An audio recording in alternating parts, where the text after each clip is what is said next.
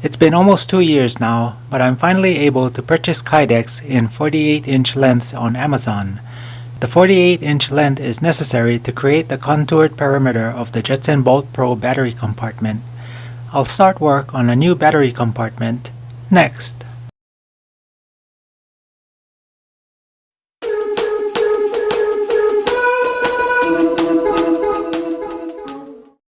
Similar to when I created the wooden template in my previous battery compartment video, I'm creating a new one from scratch. I'm first starting out with this cardboard sheet.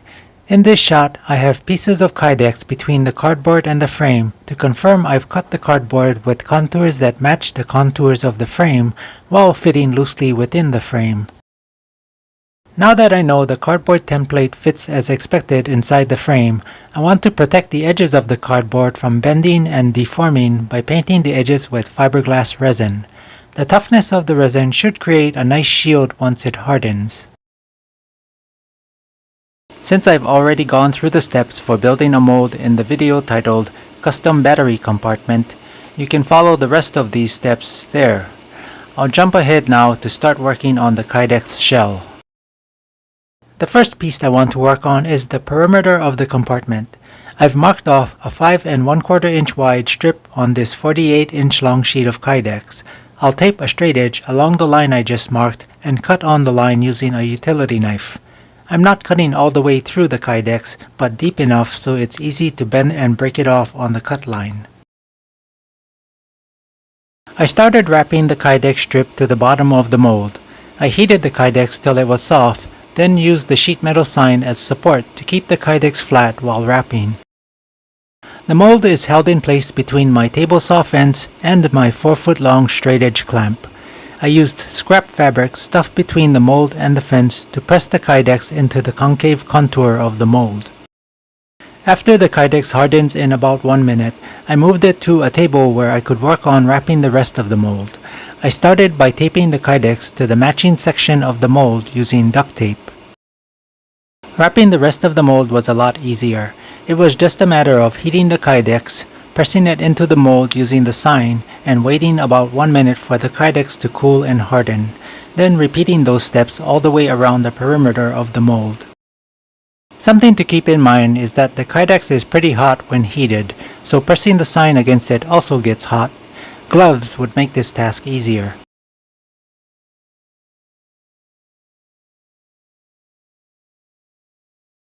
I left the completed wrap taped to the mold for about an hour to let it cool completely. When Kydex hardens, it holds its shape well.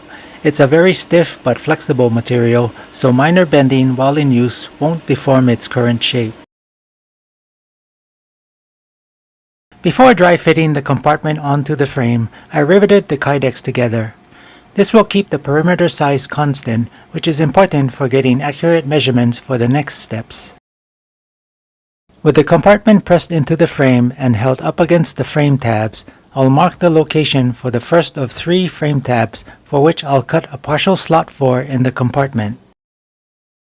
I have to mark the location of all 3 frame tabs, but I'm more comfortable marking them and cutting them one at a time. It's difficult to hold the Kydex in place on the frame while it bends and moves around. Once I know the partially cut slots line up with the frame tabs accurately, I can mark an extension line for the full length of the slot, which extends to the middle of the compartment's width. I used a sheet metal snips to cut the depth of the slot. It seemed easier to do it this way than with a utility knife and straight edge. It helps that the cut was a straight line. Because it's harder to get the sheet metal snips into tight places, I used a utility knife to complete cutting out the slot. I used a 1 1/4 inch spade bit to drill the hole for the wiring. I still have to cut a slot leading to the hole so the controller wires can be slid into the hole without disconnecting the controller. The final dry fit on the frame looks good, but I think the hard part will be adding the sides to the compartment. The feature I'm most worried about is the width of the compartment. Too wide and the cranks or chainring will scrape the side of the compartment. Kydex is a lot more durable than the fiberglass cardboard I'm currently using, but if the compartment is too close to the chainring, that durability won't matter. I've figured out that one layer of Kydex sheet holding up the wooden mold should align its top edge with where the compartment sidewall should be. I'll mark a line around the inside of the compartment to prepare for the initial steps that create the compartment's sidewall. There is some accuracy involved when cutting the compartment tabs. The idea is to cut out a V-shape right up to the line traced from the wood mold. When cutting the next V-shape, leave about a 1.5 inch flat edge between the top of each V-shape. Repeat this all the way around the compartment. Heat the compartment tab with the propane torch, moving the torch side to side quickly to avoid burning the Kydex. As soon as the tab starts to sag, remove the torch and start bending. You'll have to hold the tab down for about 30 seconds before it's cool enough to let go. The compartment tab at the front, where the point is, will overlap with one of the other tabs when bending. To avoid having an uneven thickness where the tabs overlap, I cut off part of the tab before bending it. The section of tabs where it was riveted together has 2 layers. I'm going to cut off just the tabs of one of the layers with a Dremel cutting wheel attached to my drill. This will make bending those tabs over a lot easier and avoid the uneven thickness. The bent tabs should all be flat against the wooden mold and be of all the same thickness with none overlapping. The panel that will become the side of the compartment will be riveted to most, if not all, of these tabs. To test fit the size of the compartment with its sidewall in place, I cut out a cardboard template by tracing its shape from the wood mold. I need the sidewall in place because the Kydex is very flexible, and having a sidewall makes it easier to see if the entire compartment will bend into the correct shape. If the shape of the sidewall has to be adjusted, it's better to do it to the cardboard before committing the shape to Kydex. Now that I know the cardboard template was a pretty good fit, I traced the wood mold onto Kydex. I'll separate the section I need from the rest of the sheet so it's easier to work with. I'm using the sheet metal snips for cutting. Before I cut the exact shape of the sidewall, I'll do a rough cut close to the cut line instead. Leaving a thin strip of plastic next to the cut line makes it easier to do the final cut more accurately.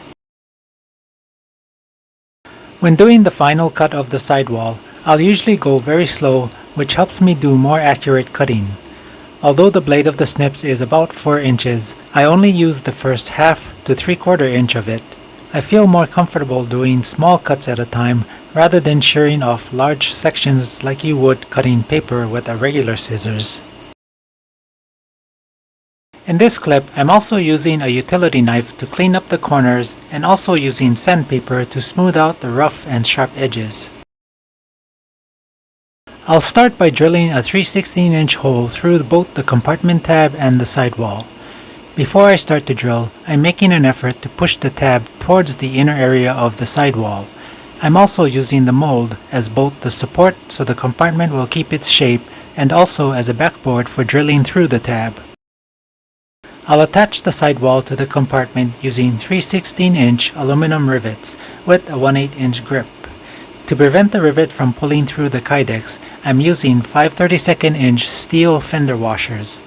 I decided on the fender washers, hoping they'll provide more stiffness to the area around each rivet.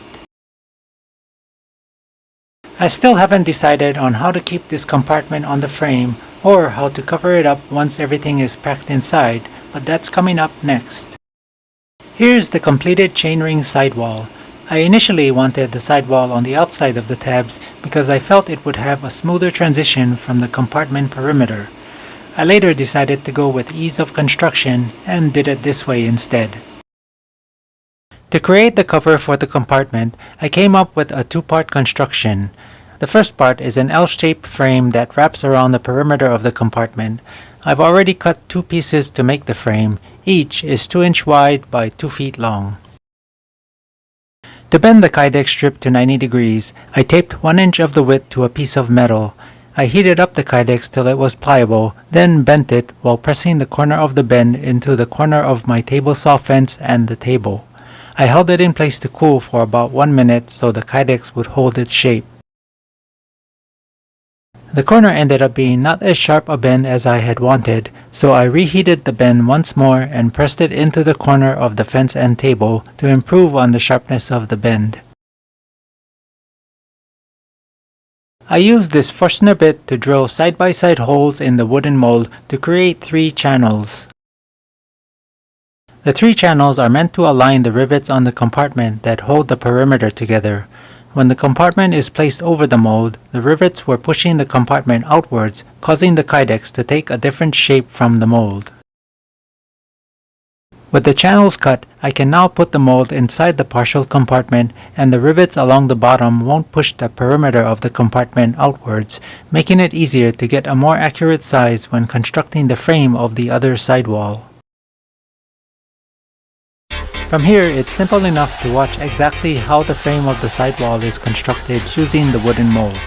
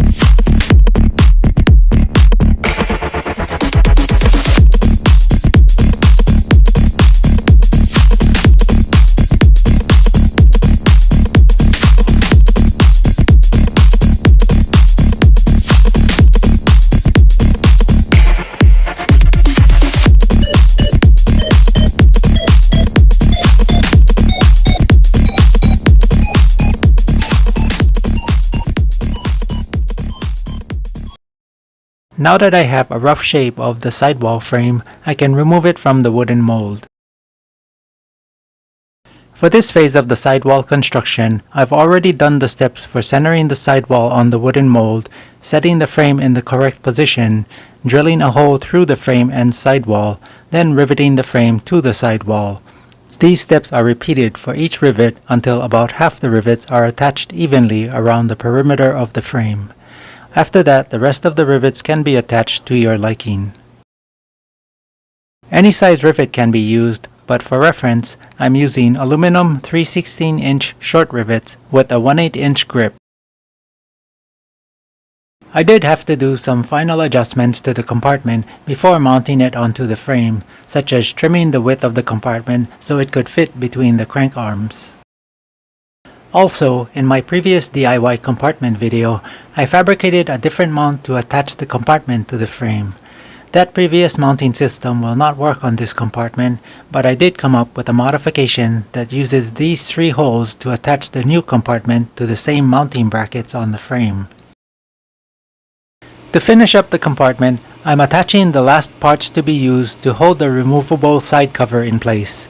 I've already drilled a hole in the compartment to fit the threaded center of a barbed M6 T-nut. I'm hammering the T-nut into the outside of the compartment to leave a mark where the points of the barb are. I used something pointed to hammer into those same marks to exaggerate them like a center punch to make drilling easier to align. I then drilled out each of the 4 marks with a 3/32" bit. This makes it easier to now hammer the T-nut into the compartment with the barbs now sticking out on the opposite side. To hold the T-nut in place securely, I'm hammering each barb so that it bends from its upright position into a flat position against the surface of the compartment. This will prevent the T-nut from turning or falling out of the compartment. I'll mount the other 4 T-nuts in the same way off camera. I've finally completed the compartment. I'm happy with how the T-nuts came out. It took me a while to figure out how to hold the side cover in place, and the T-nut solution came about by accident. Looking at the results, I feel it's the best solution for a Kydex compartment. Here's some additional views of the compartment before I mount it onto my Jetson Bolt Pro. I forgot to catch this part on video, but along with the 3 holes drilled in the compartment for mounting the compartment to the frame, there is also a hole drilled in the center of each frame mounting tab. Between the 3 holes on the compartment and the 1 hole on the frame tab, I'll run a zip tie through them to hold the compartment to the frame. This was a very simple and stealthy way to hold the compartment to the frame securely. I used a lot of neoprene padding from my previous cardboard battery compartment to line the bottom of this compartment.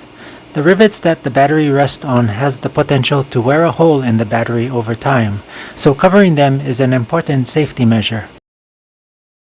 I like how the new cover fits over the compartment like a lid and is held in place by screws. I had a tough time lining up the holes in the cover with the T-nuts on the compartment. It does create some challenges when putting the screws in, but I've since found a sequence to put the screws in, which makes it a lot easier to line the holes up to more easily get the screws in. The cover of this compartment could have turned out a little better with a single piece frame rather than 2 pieces of Kydex, but I wasn't able to find something that could bend a 4-foot piece of plastic all at once. I'm still extremely happy with how this compartment turned out, and especially like the fact that I have a black colored compartment again. If you have any questions or comments, you can leave them in the comment section down below. That's all I have for now, and I'll catch you in the next video.